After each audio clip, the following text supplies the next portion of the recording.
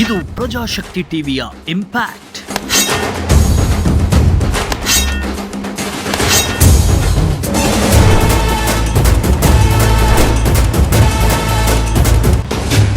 ವರದಿ ಬೆನ್ನಲ್ಲೇ ಸ್ಥಳಕ್ಕೆ ತಹಶೀಲ್ದಾರ್ ವಿಸಿಟ್.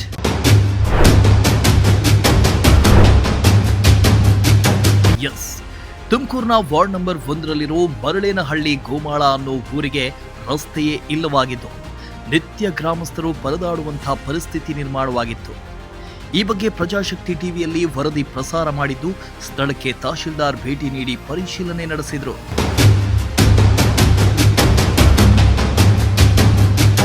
ಹೌದು, ತುಮಕೂರಿನ ಮರಳೇನಹಳ್ಳಿ ಗೋಮಾಳಕ್ಕೆ ಹೋಗೋದಕ್ಕೆ ಇದ್ದ ರಸ್ತೆ ಖಾಸಗಿ ವ್ಯಕ್ತಿ ಜಮೀನಿನಲ್ಲಿತ್ತು. ಜಮೀನು ಮಾಲೀಕರು ದಾರಿ ಬಿಡದೇ ಇರೋದ್ರಿಂದ ಗ್ರಾಮಸ್ಥರಿಗೆ ಸಂಕಷ್ಟ ಎದುರಾಗಿತ್ತು. ಅಲ್ಲದೆ ಈ ಗ್ರಾಮಕ್ಕೆ ರಸ್ತೆ ಮಾಡಿಕೊಡುವಂತೆ ಪ್ರಜಾಶಕ್ತಿ ಟಿವಿ ಮೂಲಕ ಗ್ರಾಮಸ್ಥರು ಸರ್ಕಾರಕ್ಕೆ ಮನವಿ ಮಾಡಿದರು.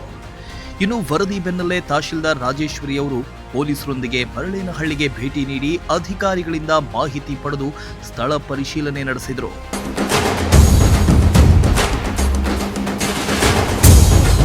ಇನ್ನು ಸುಮಾರು ವರ್ಷಗಳಿಂದಲೂ ಕೂಡ ಸ್ಥಳೀಯರು ಇದೇ ಜಾಗದಲ್ಲಿ ಓಡಾಡ್ತಾ ಇದ್ರಂತೆ.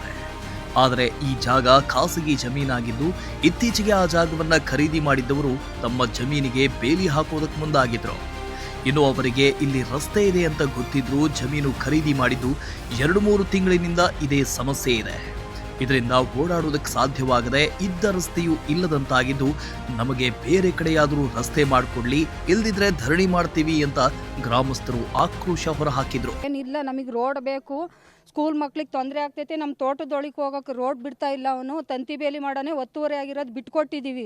ಹಂಗಿದ್ರು ನಮ್ಗೆ ಒಳಗೆ ಹೋಗೋಕೆ ರೋಡ್ ಕೇಳಿರು, ಅವ್ನು ಬಿಡ್ತಾ ಇಲ್ಲ. ಮಕ್ಳಿಗೆ ಓಡಾಡೋಕೆ ಒಂದು 100 ಮನೆ ಐತೆ ಸರ್ ಗೋಮಾಳದಲ್ಲಿ, ಅಲ್ಲಿ ಓಡಾಡೋಕ್ಕೂ ನಮಗೆ ರೋಡ್ ಬಿಡ್ತಾ ಇಲ್ಲ. ಅವನು ಬತ್ತಾನೆ, ಅವನದೇ JCB ಐತೆ, ಕೆತ್ತಕ್ತಾನೆ, ಲೆವಡಿ ಮಾಡ್ತಾನೆ, ತಂತಿ ಬೇಲಿ ಹಾಕ್ತಾನೆ. ನಮಗೆ ರೋಡ್ ಆಗಬೇಕು ಸರ್. ಸ್ವಂತ ಜಾಗ ಆಗಿದ್ರೆ ಅವ್ನು ರೋಡ್ ಕೊಂಡ್ಕೊಂಡವನ ಸರ್. ಅವನಿಗೂ ಗೊತ್ತಿತ್ತು ಸರ್ ರೋಡು ಜನ ಓಡಾಡ್ತಾರೆ, 100 ವರ್ಷದ ರೋಡು ಅಂತ ಗೊತ್ತಿದ್ರು ತಗೊಂಡವನಿ.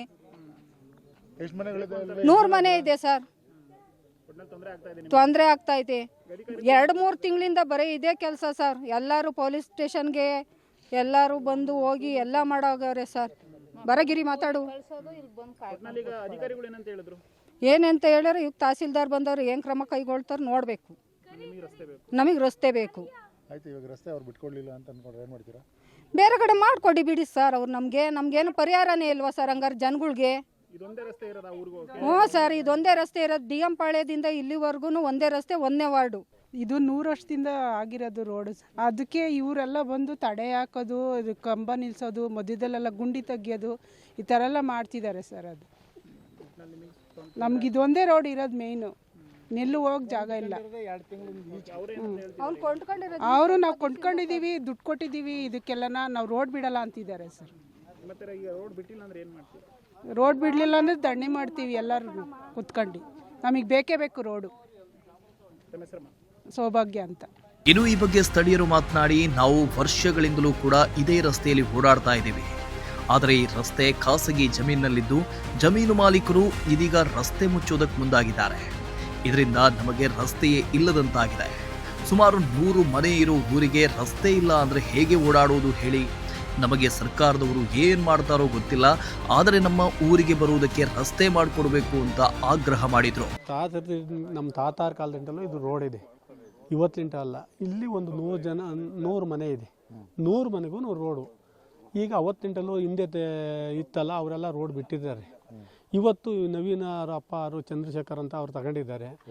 ಅವ್ರ ಅಪ್ಪಾರು ತೊಂದರೆ ಕೊಡ್ತಾ ಇಲ್ಲ. ಇವತ್ತು ಅವ್ರ ಅಪ್ಪಾರು ಏನಂತಾರೆ, ನಾನು ಬಿಡ್ತೀನಿ ರೋಡ, ನಿಮ್ಗೆ ಓಡಾಡೋಕೆ ತೊಂದರೆ ಮಾಡಲ್ಲ ಅಂತಾರೆ. ಈಗ ನವೀನ್ ಕುಮಾರ್ ಇದ್ದಾರೆ ನೋಡಿ, ಇವರು ನಮಗೆಲ್ಲರಿಗೂ ತೊಂದರೆ ಕೊಡ್ತಾ ಇದ್ದಾರೆ. ಇವ್ರು ತಗೊಂಡು ಸರ್ ಒಂದು 6 ತಿಂಗಳಾಗಿರ್ಬೇಕು ಅಷ್ಟೇ ಸರ್. ಒಂದು 6 ತಿಂಗಳಾಗಿರ್ಬೇಕು ಸರ್. ನಮ್ಮ ತಾತಾರ ಕಾಲದಿಂದಲೂ ಓಡಾಡ್ತಾ ಇದ್ದೀವಿ. ನಮ್ಮ ತಾತಾರ ಕಾಲದಿಂದಲೂ ನಾವು ಓಡಾಡ್ತಾ ಇದ್ದೀವಿ. ನಮ್ಮ ತಾತಾರು ಸತ್ತೋಗ್ಯವ್ರೆ, ನಮ್ಮ ಅಪ್ಪಾರು ಸತ್ತೋಗ್ಯವ್ರೆ, ಈಗ ನಾವಿದ್ದೀವಿ.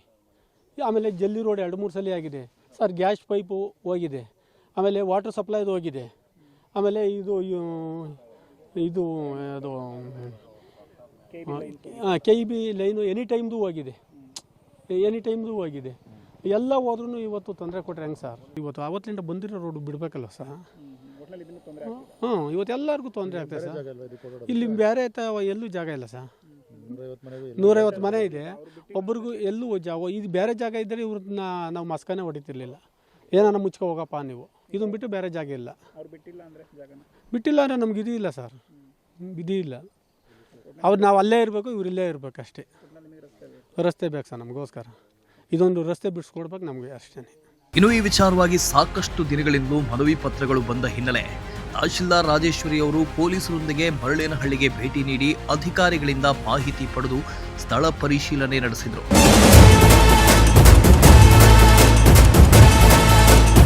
ಒಟ್ನಲ್ಲಿ ಮರಳೇನಹಳ್ಳಿ ಗೋಮಾಳ ಗ್ರಾಮಕ್ಕೆ ಹೋಗೋದಕ್ಕೆ ಸುಮಾರು ವರ್ಷಗಳಿಂದ ಇದ್ದ ಒಂದು ರಸ್ತೆಯು ಇದೀಗ ಮುಚ್ಚಿದ್ದು, ಕೂಡಲೇ ಸಂಬಂಧಪಟ್ಟ ಅಧಿಕಾರಿಗಳು ಇದರ ಬಗ್ಗೆ ಗಮನ ಹರಿಸಿ ಊರಿನ ಜನರಿಗೆ ಅನುಕೂಲವಾಗುವಂತೆ ರಸ್ತೆ ಗುರುತಿಸಿಕೊಡಬೇಕಾಗಿದೆ. ಚೇತನ್ ಜೊತೆ ಪುನೀತ್, ಪ್ರಜಾಶಕ್ತಿ ಟಿವಿ, ತುಮಕೂರು.